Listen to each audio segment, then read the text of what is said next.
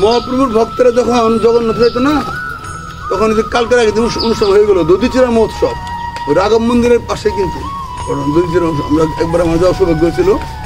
এই রাঘবের ঝালি বলতে রাঘব পণ্ডিত ছিল মহাপ্রভু বিশাল ভক্ত, আর ওনার বোন নাম ছিল দময়ন্তী। এই রাঘব পণ্ডিত এমন ভক্ত ছিল, মানে 365 দিন যা পাইতো সে জয় করতো। দেখতো কার গাছের কাঁঠালটা ভালো করে কিনে আনতো বেশি দাম দিয়া, দিত জালিমদের বইরা। কার গাছের পেঁপেটা, কার গাছের নারকেল, কার গাছের পেয়ারা, কার গাছের আনারস। অথচ এটা জমাই জমাই জমাই কিন্তু এক পথে জমাইতো একটা বেতের একটা ইয়ে আর কি, ঝালি ডুলির মতো আর কি। এখন জমাইতো 1 বছর ধরে। যখন পুরীতে নিয়ে যাইতো তাহলে 1 বছরের কাঁঠাল ভালো থাকবো? কথা না, ভালো থাকবো না।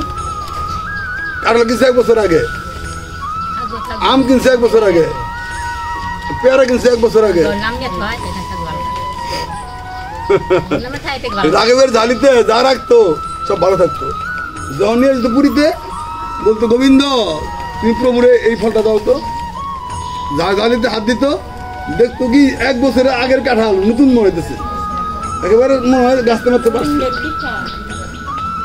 পেয়ারা ভাই করতো, দেখা গেলো পাতা সহ পেয়ারা বেড়েছে। না গেলে নাড়ু বানাইছে 6 মাস আগে, শুকাই যাবে কেন বনেছে, এই মতো বানাইছে। এটাকে বলে রাঘবের ঝালি। মহাপ্রভু খুব মহাপ্রভু সারা রাত সেবা করতো না, ওই রাঘবের ঝালি প্রসাদ একটু পাইতো সকাল রাখতে পারতো। গোবিন্দ করতো কি, প্রভু আজকে তো রাঘবের প্রসাদ আছে একটু নাও তুমি, পাইতো। কিন্তু এই যে মহিমা, আমি আপনিও যদি আমরা যদি সংকল্প করে রাখি ভগবানের জন্য, তাহলে থাকবে কি না? থাকা তো কথা না। আমরা কি সংকল্প করি? আমরা কি নিয়োগ করছি যে ভগবানের জন্য 5টা রাখি? এর কেউ আছে এরকম ভগবানের জন্য 5টা রাখেন? কেমন আছে? কিন্তু মেয়ের বিয়ালে রাখে। আবার মেয়ে যখন জন্ম হয় না, মেয়ের বিয়াল লাগিয়ে ঠিক রাখতেছে।